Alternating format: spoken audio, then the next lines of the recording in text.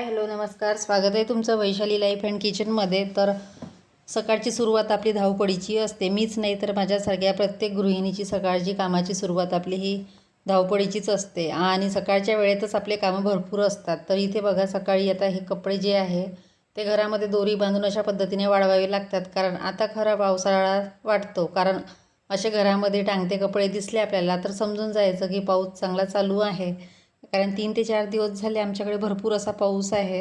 त्याच्यामुळे मग आता कपडे वाळवण्याचं म्हणजे प्रश्नच पडतो आणि मग घरामध्ये अशी दोरी बांधावी लागते. तर इथे कपडे फॅनच्या हवेमध्ये रात्रभर ते सुकून जातात. ते सगळे काढून घेतले. त्यानंतर इथे बेड आवरायचा होता आणि सोफा. तर सकाळी आपलं हे सगळं आवराआवर झालं. पुढची रूम जर नीटनेटकी झाली तर मन अगदी प्रसन्न वाटतो. आणि सगळ्यात महत्त्वाचं म्हणजे सर्वात आधी उठल्याबरोबर जर अंगण झाडून पुसून म्हणजे पाणी शिंपून त्यानंतर तिथे छान रांगोळी काढली ही सुरुवात छान होते. म्हणजे घराचा जो एंट्रन्स असला तो जर छान नीटनेटका असला ना तर अगदी प्रसन्न वाटतं. आणि सुरुवात मी माझी अंगणापासूनच करते. बाहेरचं सगळं झाडून घेते. आता काल पाऊस होता त्याच्यामुळे काही पाणी आज टाकलेलं नाही तर मग रोज पाणी छान शिंपून घेते. आणि आता कसं पाऊस आला की सगळं पाणी तिकडे सगळं ओलं ओलं असते, त्याच्यामुळे ते राहू दिलं. आणि त्यानंतरच मग हॉल आवरायला घेते, नंतर किचन. तर इथे सगळं बेड वगैरे आवरून घेतला आणि आता सोफा आवरायचा होता. आता आमच्या इथला सोफा किती आवरला ना तरी तो तसा होतोच. त्यानंतर ह्या ज्या पिलो आहेत त्या सर्व एक साईडला ठेवल्या. आता इथे कसं रॅक वगैरे कुठेच नाही, त्याच्यामुळे सगळं सामान माझं बॉक्समध्ये आहे आणि त्या बॉक्सचा मी टेबल म्हणूनच उपयोग केला आणि त्यावर मग असं सामान ठेवावं लागतं. आता गरजेपुरतं बाहेर ठेवलं, बाकी जे आहे एक्स्ट्राचं जे की रोज लागत नाही ते सगळे बॉक्स भरून ठेवलेले आहे, म्हणजे पाहिजे तसं ते काढता येईल. आणि त्यानंतर आता करायचा होता नाश्ता वगैरे. तर नाश्ता करायच्या आधी घेणार चहा. सकाळी कसं उठलं, ब्रश केला, गरम पाणी घेतलं आणि त्यानंतर मग अर्ध्या तासाने चहा घेते. लवकर काही घेत नाही, तोपर्यंत ही रूम आवरून घेते. आणि सगळं आवरून झालं, झाडून झालं की नंतर मग चहा, म्हणजे निवांत 5-10 मिनटं आपलं चहा पीत बसणं.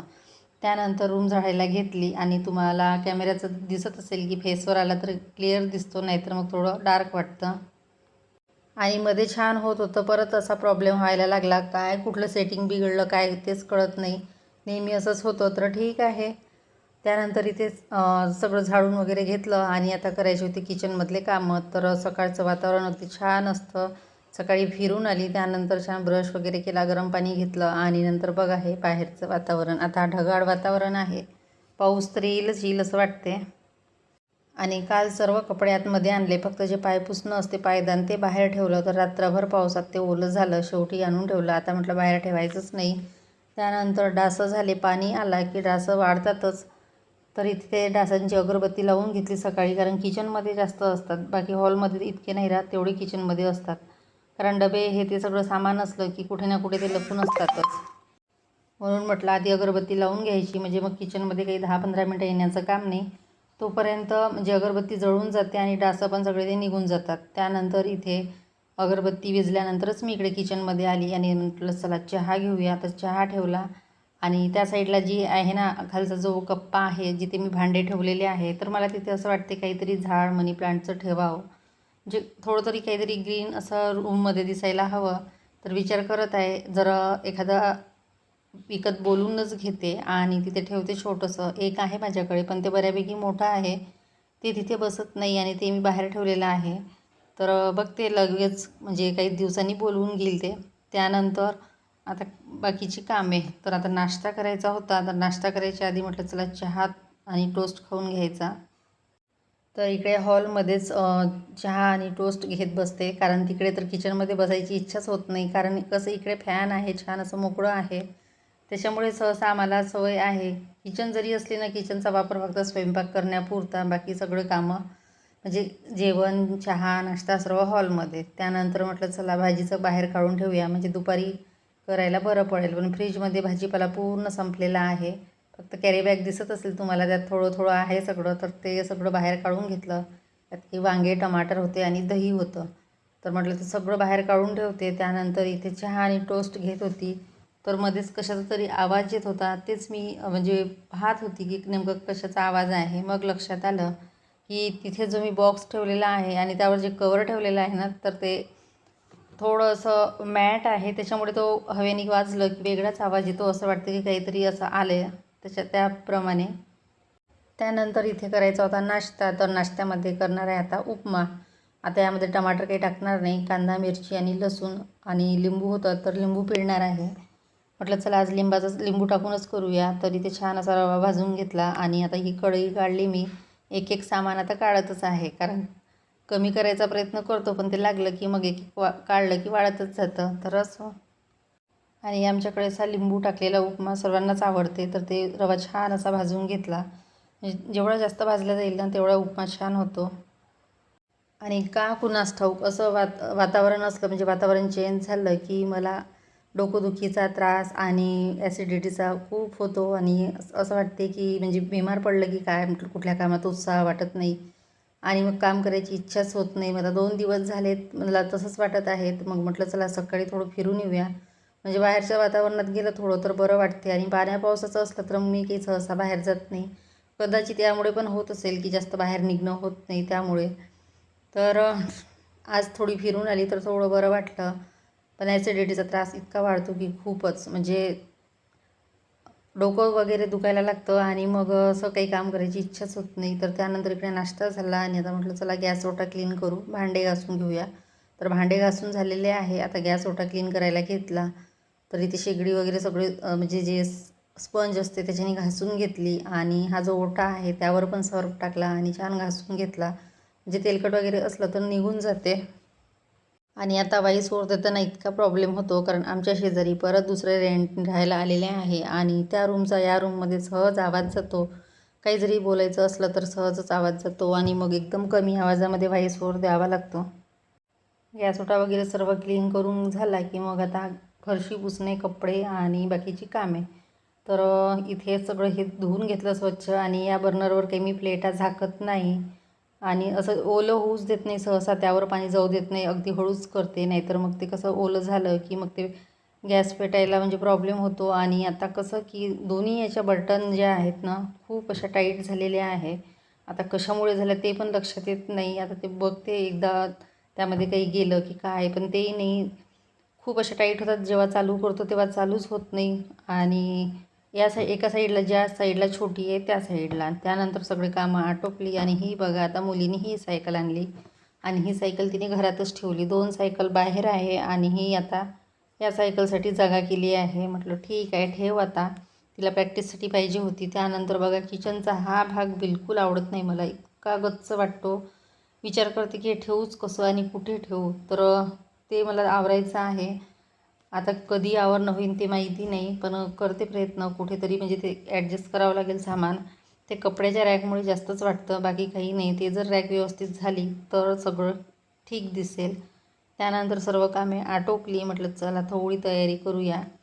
तर काही नाही, बाकी इथं आपला साधा पावडर आणि पॉन्ड्स क्रीम, दुसरं काही नाही. त्यानंतर थोडा नाश्ता करायला घेतला, तर हा डीमार्टमधून आणलेला चिवडा.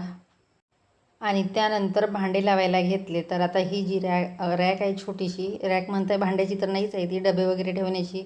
पण इथेच मी आता थोडे भांडे सेट करते, अगदी थोडेच आहेत तेवढेच. आणि हा जो बॉक्स आहे ना याच्यामध्ये सगळे छोटे मोठे भांडे असते, जसं की वाट्या, प्लेटा, ग्लास आणि कप. ग्लास नाही, कप, काचेचे ते जे असतात कप ते, आणि छोट्या प्लेटा. तर असं सर्व याच्यामध्ये सेट करते. बाकी ताटं सरळच ठेवलेले आहे, एका साईडला चम्मच. तर ते सगळं व्यवस्थित लावून घेते, म्हणजे त्यामध्ये जर ठेवले ना छोटे मोठे भांडे तर दिसायला सोपी जातील. आणि इथे आहे सर्व ताट, परात सगळं ते एका साईडला, आणि ते सरळच ठेवलं. पालथळ ते ठेवलं की ते भांडे पळून जातात, कारण छोट्या मोठ्या प्लेटा आहे त्याच्यामुळे व्यवस्थित बसत नाही. आणि कालच्या म्हणजे व्हिडिओमध्ये मी बघितलं यूट्यूबला सगळे म्हणजे वटसावित्रीचे व्हिडिओ होते.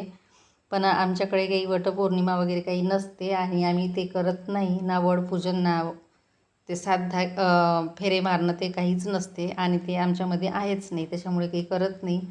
आणि तो सण म्हणजे आम्ही इतका मानतच नाही. तर ठीक आहे, बरेच व्हिडिओ होते, छान छान रील्स व्हिडिओ बघितल्या इन्स्टा आणि यूट्यूबला, तर छान वाटलं. त्यानंतर इथे स्वयंपाकाची तयारी.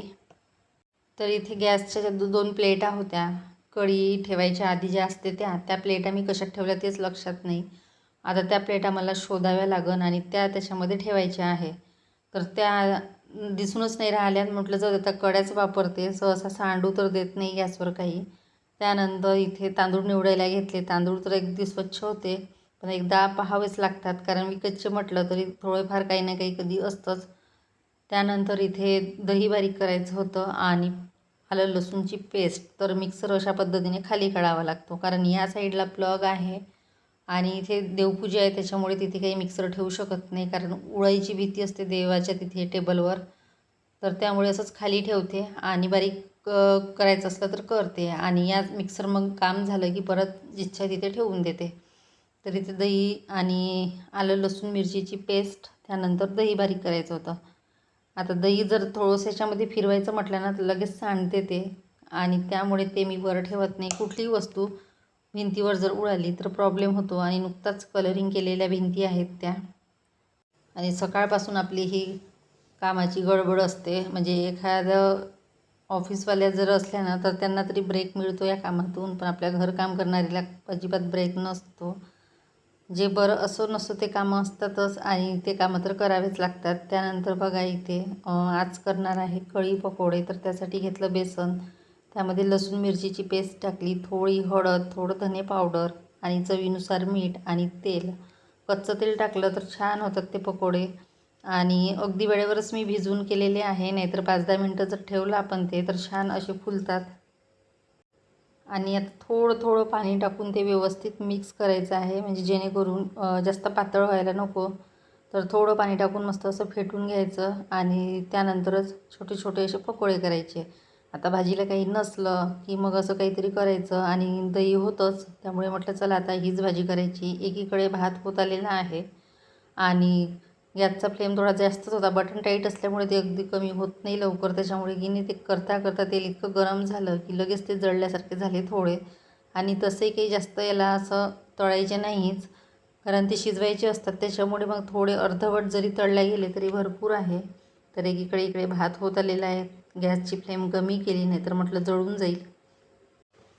त्यानंतर अशा पद्धतीने छान असे तळून घेतले. बघू शकता मस्त असे फुललेले आहे. सोडा नाही टाकला तरी कच्चं तेल टाकल्यानंतर छान होते आणि असे अरत परत करायचे आहे, जास्त काही तळायचे नाही ते.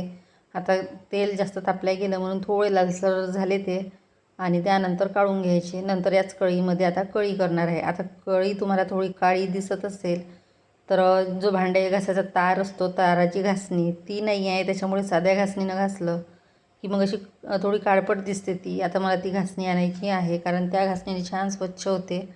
त्यानंतर बाकीचे जे होते ते सर्व तळून घेतले. आता आमच्याकडे रुचीला आणि मला जास्त आवडतात, तिच्या बाबाला इतके आवडत नाही. तर दुसरी भाजी बघते करणार, नाहीतर मग हीच खातील. असं असं नाही की खात नाही म्हणून, पण अगदी आवडीनं खात नाही तर ठीक आहे, एखाद्या दिवशी चालते. त्यानंतर सगळे तळून घेतले. नंतर एकीकडे कढी फोडणी घातली. आता दही जास्त आंबट होतं म्हणून पाणी थोडं जास्तच टाकलं, नाहीतर मग खूप आंबट झाली असती. आणि अशा पद्धतीने ते आपल्याला फोडणी द्यायचं असते. आता ही रेसिपी तर सर्वांनाच माहीत आहे, तर नवीन काही वेगळं आहेच नाही याच्यामध्ये. फक्त मी याच्यामध्ये थोडी म्हणजे फोडणी देताना जे मेथीदाणे असते ते 2-3 टाकत असते. बाकी जे मसाले आहे आपलं मिरची, लसूण, कढीपत्ता, बाकी सगळं तेच सिंपलच करते. आणि आता छान उकळी येऊ द्यायची आहे. 5-10 मिनटांनी त्याला उकळी आली की त्यामध्ये आपल्याला हे पकोडे ॲड करायचे आहे आणि नंतर कमी फ्लेमवर 5 ते 10 मिनटं शिजू द्यायचे आहे, म्हणजे थोडं घट्टपणा येतो. तर आता छान उकळी आली. याच्यामध्ये मी आता हे सर्व जे पकोडे आहे ते टाकलेले आहे. आता 5-10 मिनटं कमी याच्यावरती शिजू देणार. नंतर याच्या काय म्हणतात त्याला, लाल सुक्या मिरचीचा तडका द्यायचा आहे. हिंग आणि लाल सुक्या मिरच्या, थोडी मोहरी. तर याचा तडका दिलेला आहे म्हणजे छान चव येते. आणि पावसाळ्याच्या दिवसामध्ये ना असं चटपटीत काही असलं खायला तर 2 घास जास्तच जातात. आणि ही म्हणजे संध्याकाळी होईल अशा पद्धतीने केले मी 2 वेळचे, म्हणजे आत्ताही होईल आणि संध्याकाळी होईल. त्यानंतर इकडे चपात्या करायच्या होत्या. म्हटलं चला लवकर चपात्या करून घेऊया. आता वाजले 12:30. तर रोजचा वेळ होतोच 12:30-1 वाजतातच. किती लवकर करा उशिरा करा, जो टाईम आहे तो होतोच होतो. त्यानंतर हे जे आपले कामं आहे रोजचे, हे कामं तर सुटणार नाहीच आहे, पाणी असो पाऊस असो. फक्त एवढं आहे की पावसाचे कपडे थोडे कमी निघतात मग, नाहीतर मग बाकी जे कामं आहे ते आहेच आहे. त्यानंतर इथे बघू शकता मस्त अशा चपात्या झालेल्या आहे. आणि ही चपाती मला थोडी कडक करायची होती कारण कडक चपात्या छान लागते खायला कढीसोबत. त्यानंतर इथे मसाले संपले, ते मसाले काढून घेतले कारण तो डबा घासला होता मसाल्याचा. म्हटलं चला सर्व मसाले भरून घेऊया. तर कांदा लसूण मसाला मी अर्धा किलो बोलावला, पण असं वाटते की आता 1 किलो बोलवायला पाहिजे होता कारण संपत आलेला आहे. म्हणजे थोडाच आहे अगदी, असेल एखादा पाव. आता बघते पण आता भेटणार नाही. पावसाळ्यामध्ये जर ते करून देतील पण तो खराब होण्याची भीती जास्त आहे. जेव्हा कसं उन्हाळ्यामध्ये छान असते, पण मी तेव्हाच करायला पाहिजे होतं असं वाटलं. आता असं वाटलं की अर्धा किलो पुरेल, पण रोजच्या भाजीत वापरत आहे त्याच्यामुळे तो लवकर संपणार. तर असो, आता जेवढे दिवस चालला तेवढे दिवस. म्हणजे पावसाळाभर जरी पुरला ना तरी भरपूर आहे. नंतर हिवाळ्यामध्ये मग परत मसाले चालू होतातच, तेव्हा करून घेईल. तर बघा इतका आहे हा मसाला आता. आणि ज्यांच्याकडून घेतला मी, 1 नंबर चव आहे या मसाल्याची, खूप छान आहे. पहिल्यांदाच घेतला. त्यानंतर सगळे कामं आटोपले, जेवण झालं आणि ह्या सायकल इथे रुचीच्या आता झाकून ठेवलेल्या आहे. आणि बाहेरचं वातावरण बघा मस्त असं आहे. पाऊस येतो की नाही येत कुणास ठाऊक, कारण ढगाळ वातावरण आहे पण हवा अजिबात नाही. तर असं बाहेरचं वातावरण आहे छान असं. आणि त्यानंतर सगळे कामं आटोपले. नंतर आलेलं होतं पार्सल. तर पार्सल मी काय बोलावलं होतं ते जे स्टँड आहे कशाचं शूजचं, ते माझ्याही लक्षात येत नाही. बोलता बोलता मीच विसरून जाते. तर सुरुवातीला एक आणलं, ते रिटर्न केलं. नंतर दुसरं बोलावलं आणि हे एक आहे जे कपडे अडकवायचं ऑर्गनायझर. कारण इथे खिळे ठोकायचं म्हटलं तर खूप आवाज होतो, त्याच्यापेक्षा हे बरं असते. दाराला अडकवलं की बरेच कपडे बसतात. आता 7 कडे आहे त्याला, म्हणजे भरपूर कपडे अडकवल्या जातील. त्यानंतर हे शूजचं स्टँड. तर हे साधंच आहे, याला काही कवर वगैरे नाही आहे. सिम्पलच बोलावलं यावेळेस. आता बघू कसं आहे ते. आणि असलं व्यवस्थित तर ठीक, नाही तर मग ते पण रिटर्न करणार. तर त्याचे पार्ट आहे सर्व, ते मला आता जोडायचे आहे. आता हे आरामात करणार आहे. आता वेळेवर तर होत नाही ते. तर असं आजचं छोटंसं रुटीन होतं. आवडलं असेल तर लाईक करा, शेअर करा आणि सबस्क्राईब करा. Bye bye.